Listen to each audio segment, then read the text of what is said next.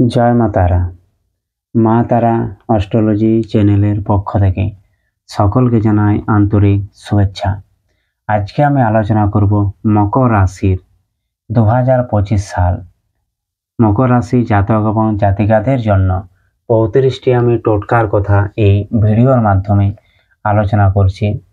এবং আপনারা যদি আমার সাথে সরাসরি যোগাযোগ করতে চান তাহলে আমার স্ক্রিনে দেওয়া নাম্বারে ফোন করে আমার সাথে এই পশ্চিম মেদিনীপুর কেশপুর জামতলাতে এই তারা মায়ের মন্দিরে এসে আপনারা যোগাযোগ করতে পারেন।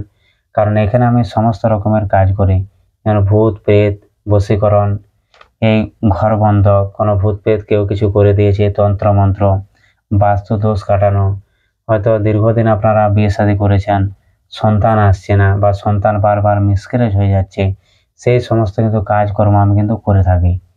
এসবের জন্য আপনারা আমার সাথে যোগাযোগ করতে পারেন। আমি যে কথাটা বলছিলাম যে মকর রাশি হলো রাশিচক্রের কিন্তু আমাদের একাদশ ঘর। মকর রাশি যেটা আছে, মকর রাশি একাদশ ঘর না, মকর রাশি হচ্ছে দশম ঘর। সরি, ভুল হয়ে গেলাম। মকর রাশি হচ্ছে 10 নম্বর রাশি বা দশম ঘর। কিন্তু এই রাশির অধিপতি গ্রহ হচ্ছে শনিদেব। প্রত্যেকটি রাশি এবং লগ্ন আলাদা, তাই প্রত্যেকটি মানুষের ভাগ্য কিন্তু আলাদা হয়। জ্যোতিষশাস্ত্রে যে 10 নম্বর রাশি সেটি হলো মকর রাশি, এবং মকর রাশির ব্যক্তিরা খুব বেশি বুদ্ধিমান এবং খুব চালাক হয়। জীবনে কিন্তু এরা বেশিরভাগ ব্যবসা বাণিজ্য করে কিন্তু এরা ধনী বা টাকা পয়সা গাড়ি বাড়ি প্রচুর পরিমাণে কিন্তু এরা লাভ করে। কিন্তু এই বর্তমানে শনির সাড়ে চলার কারণে এদের কিন্তু মাথা খারাপ হয়ে যাচ্ছে বা পাগলা হয়ে যাচ্ছে। এদের শরীর স্বাস্থ্য ভালো যাচ্ছে না, ব্যবসা বাণিজ্য লস হয়ে গেছে, মানুষের স্মৃতি, মানুষের সাথে সম্পর্ক খারাপ হয়ে যাচ্ছে। সে বহু সমস্যায় কিন্তু মকর রাশি জাতক এবং জাতিকারা কিন্তু জর্জরিত হয়ে আছে। ঠিক আছে, মকর রাশির যে কুলদেবী আছে অবশ্যই কিন্তু দেবী কালী। তাই দেবী কালীর যদি এরা আরাধনা করে, জীবনে যদি বাধা বিপত্তি আসছে সেগুলো কিন্তু অবশ্যই তারা কাটিয়ে উঠতে পারবে। তাই শনিবার কিংবা মঙ্গলবার অবশ্যই দেবী দক্ষিণা কালীর মন্দিরে পুজো পাঠ দেওয়ার চেষ্টা করুন আপনাদের নাম গোত্র অনুযায়ী। এবং দ্বিতীয় কথা, যদি পারেন তো প্রতি সন্ধ্যায় যে দক্ষিণা কালীর যে বীজ মন্ত্র আছে অবশ্যই আপনারা জপ করার চেষ্টা করুন। আর 2 নম্বর কথা হচ্ছে, আপনারা প্রতিদিন যদি আপনাদের আত্মবিশ্বাস কমে যাচ্ছে অবশ্যই কিন্তু সূর্যকে অর্ঘ্য দেওয়ার চেষ্টা করুন।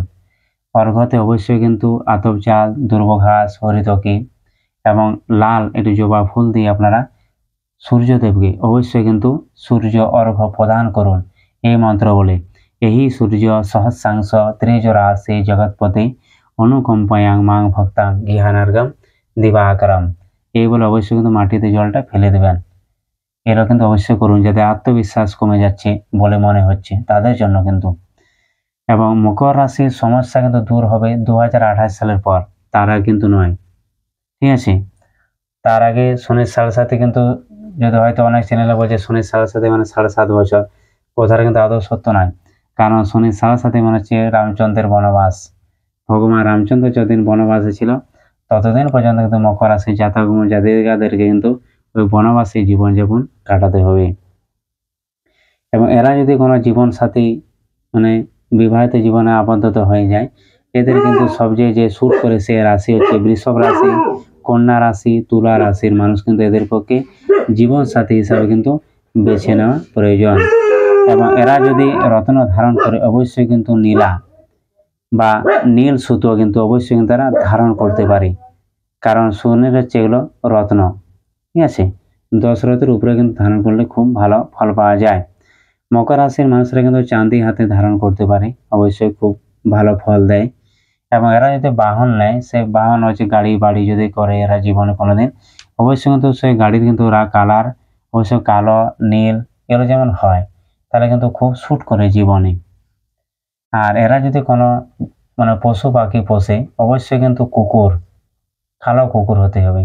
আর 2 নম্বর হচ্ছে মাছ।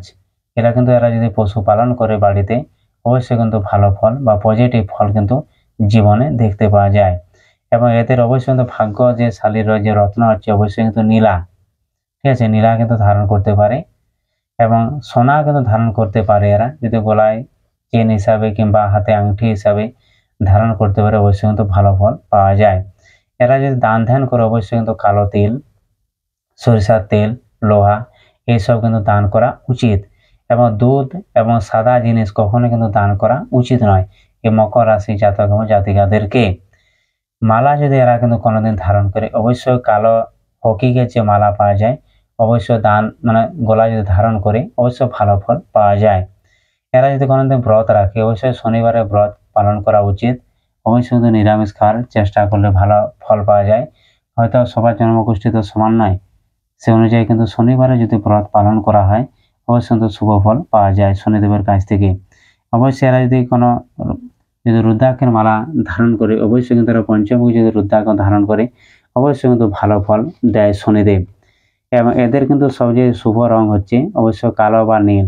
এই কালো বা নীল রঙে যদি পোশাক এরা জীবনে ধারণ করে বা পরে অবশ্যই কিন্তু ভালো ফল পাওয়া যায়। এবং এদের যে লাকি নাম্বার সেটা হচ্ছে অবশ্যই কিন্তু 8 এবং 4। এবং এরা যদি কোনো তিলক ধারণ করে, এরা কিন্তু অবশ্যই ভস্য, এরা যজ্ঞর পরে যে তিলকটা পাওয়া যায় সেই তিলক যদি এরা ধারণ করে অবশ্যই কিন্তু ভালো ফল পাওয়া যায় শনিদেবের কাছ থেকে। এই হচ্ছে আজকের আলোচনা মকর রাশি জাতক এবং জাতিকাদের জন্য। এগুলো এখানে ভিডিওটা শেষ করছি। জয় তারা।